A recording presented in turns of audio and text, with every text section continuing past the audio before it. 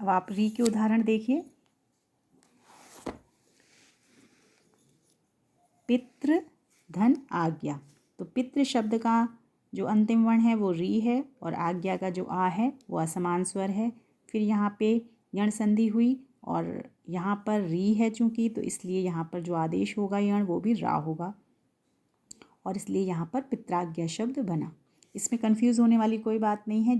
जैसे ही ता से री अलग हुई, क्योंकि उसी री की जगह तो हुआ है रा आदेश, तो ये आपको पता होगा। वैसे भी मैं बता भी चुकी हूँ और पता होना भी चाहिए क्योंकि आप बड़े बच्चे हो। ये छोटी छोटी बातें हैं। संयुक्त व्यंजन है ये, ता और रा से मिलके बनता है क्या? ता धन रा, ये मिलके बनता है त्रा शब्द। जो त्रा से त्रिशूल होता है ये ता और रा से मिलके बनता है। तो इसलिए जैसे ही इस ता से री जो है अलग हुई और इसी री की जगह क्या आदेश हुआ? रा आदेश हुआ। तो यहाँ पे तो रह गया था आधा ता, यानी ये ऐसे, और इस री की जगह रा आदेश हुआ, तो ये दोनों मिलके यहाँ पे त्रा बन गया और इस त्रा में इस आ का जब संयोग हुआ मिलने से पित्राज्ञा शब्द बना। ठीक इसी प्रकार से मात्राज्ञा शब्द है, उसमें भी मातृ शब्द का अंतिम वर्ण री है, आज्ञा शब्द का प्रथम वर्ण अ है, असमान स्वर है, वहाँ पर रा आदेश हुआ इको यणची सूत्र से और शब्द रूप बनकर तैयार हुआ मात्राज्ञा। मात्रधन अंश है तीसरा उदाहरण। इसमें भी अंतिम वर्ण री है, पहला वर्ण अ है, असमान स्वर है, आदेश हुआ यण रा और शब्द बना मात्रंश। और भ्रातृंश, अगला उदाहरण भी ये भ्रातृ शब्द है, अंतिम वर्ण री है, असमान स्वर है उसके परे अ और इसलिए आदेश हुआ रा और शब्द बना भ्रातृंश।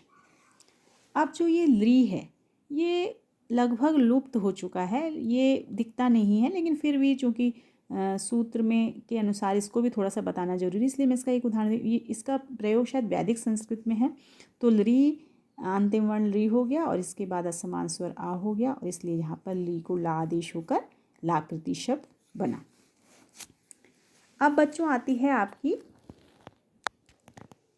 पांचवी संधि जिसका नाम है अयादि संधि।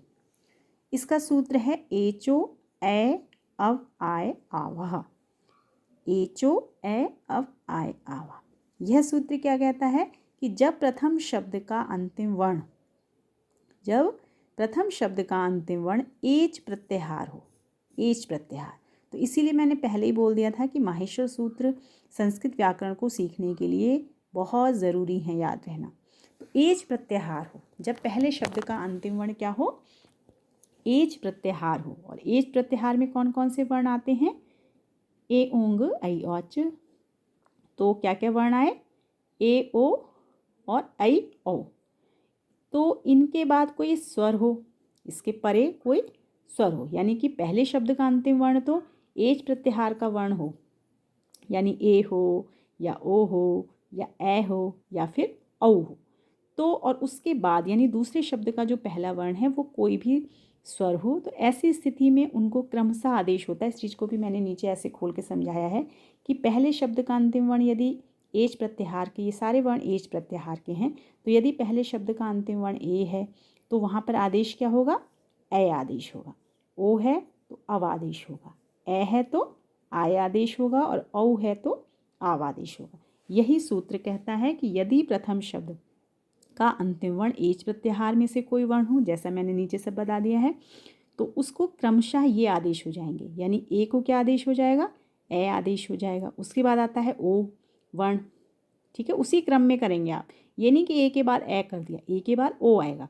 तो ए को हो जाएगा ए आदेश, ओ को हो जाएगा अव आदेश और ए को हो जाएगा आय आदेश और औ को हो जाएगा आव आदेश। तो यदि आपको माहेश्वर सूत्र याद हैं और आपको ये सूत्र याद है तो आपको इस संधि करने में आसानी रहेगी। अब मैं इसके उदाहरण दे रही हूँ। पहले मैं आपको ए के उदाहरण समझाऊंगी। तो जैसे ए के उदाहरण है, शब्द है नयनम, तो जब हम इसका विच्छेद करेंगे तो ने धन अनम। अब ने शब्द का अंतिम वर्ण क्या है? ए है और अनम शब्द का प्रथम वर्ण अ है। तो अभी ये जो अयादि संधि कह रही है वो बात यहाँ पर पूरी हो गई। वो कह रही है पहले शब्द का अंतिम वर्ण यदि एच प्रत्याहार का कोई वर्ण हो तो यहाँ पर एच प्रत्याहार का ए आ गया और उसके बाद कोई स्वर पड़ा हो तो स्वर भी पड़ा है आ। तो ऐसी स्थिति में वो कह रहे हैं ए की जगह ए आदेश होगा और ये ए आदेश हो गया और यहाँ पर शब्द बन गया नयनम। इसी तरीके से शे है और अनम है। शे में भी अंतिम वर्ण क्या है, ए है और अनम का भी प्रथम वर्ण आ है। यहाँ पर भी ए आदेश हुआ और शब्द रूप बना शयनम।